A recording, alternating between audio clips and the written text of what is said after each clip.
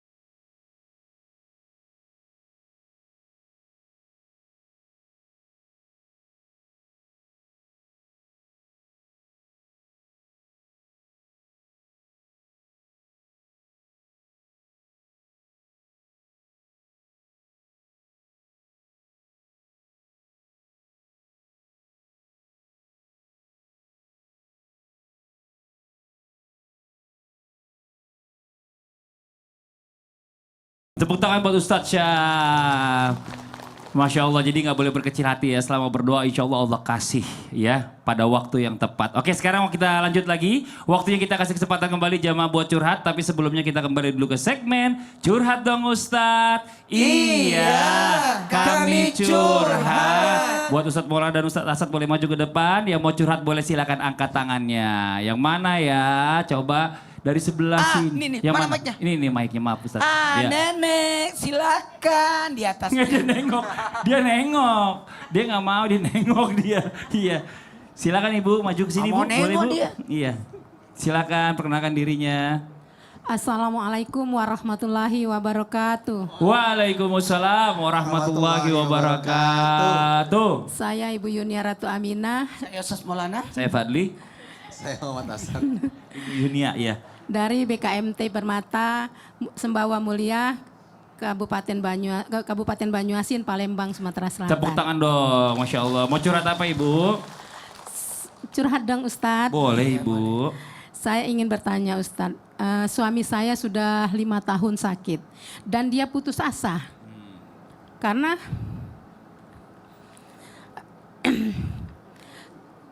sudah 5 tahun sakit, selama ini dia taat sholat. Nah setelah dia sakit, dia putus asa. Dia putus asa. Dia meninggalkan sholat, jarang melakukan sholat. Nah saya selalu berdoa, ya Allah berikanlah hidayah pada suami saya agar bisa menjalankan sholat tahajud, tobat nasuha, dan sholat duha. Nah ini yang belum dilaksanakan sampai sekarang Ustaz. Karena dia selalu, saya tidak akan panjang umur, saya tidak ingin panjang umur.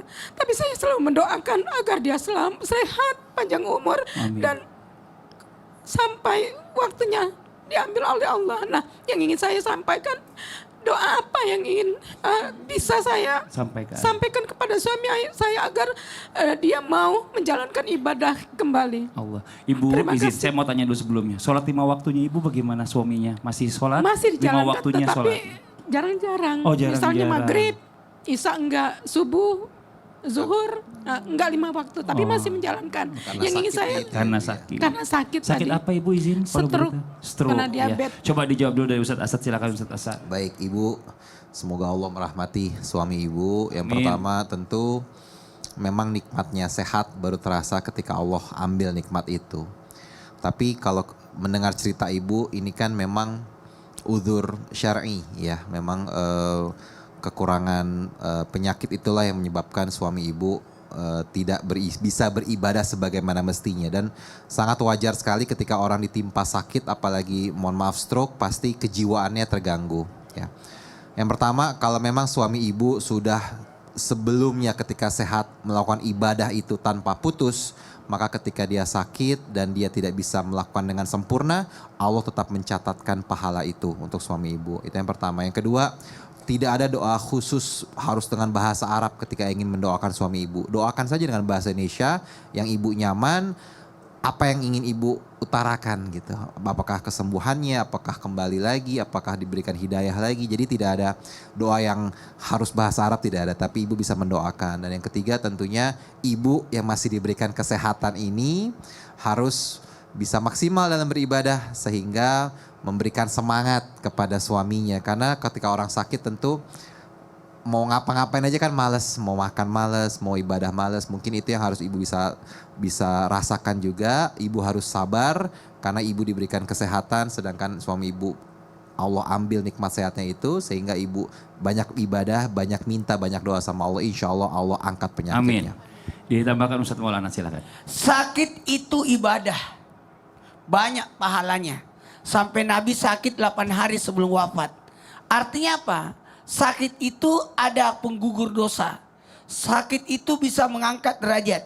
Dan sakit itu pahala yang luar biasa. Bagaimana dengan orang sakit yang berputus asa? Dilarang berputus asa. Makanya ada usaha untuk berobat.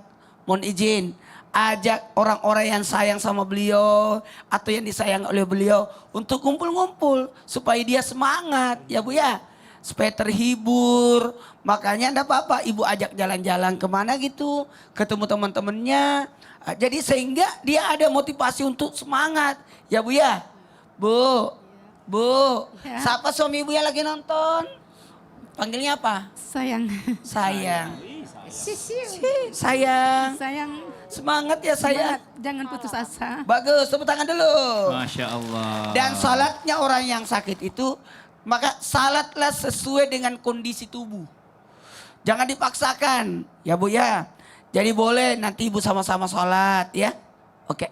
Ya, kasih. Masya Allah. Terima kasih banyak ibu-ibu di sini aja nggak apa-apa sama-sama kita berdoa dipimpin Ustadz Syam. Silakan Ustadz Syam. Sama suami ibu siapa Bu namanya? Pak siapa? Sukman Hadi. Pak Sukman. Allahumma hdina fi man hadait. Amin. Ya Allah berikan kami hidayah, berikan pula hidayah kepada Pak Sukman ya Allah. Berikan sehat wal afiah ya Allah. Kesehatan yang bisa digunakannya untuk mendekatkan dirinya kepadamu ya Allah. Sehat wal afiah ya Allah. Kami dan beliau ya Allah dan seluruh jamaah yang sedang menyaksikan Islam itu indah.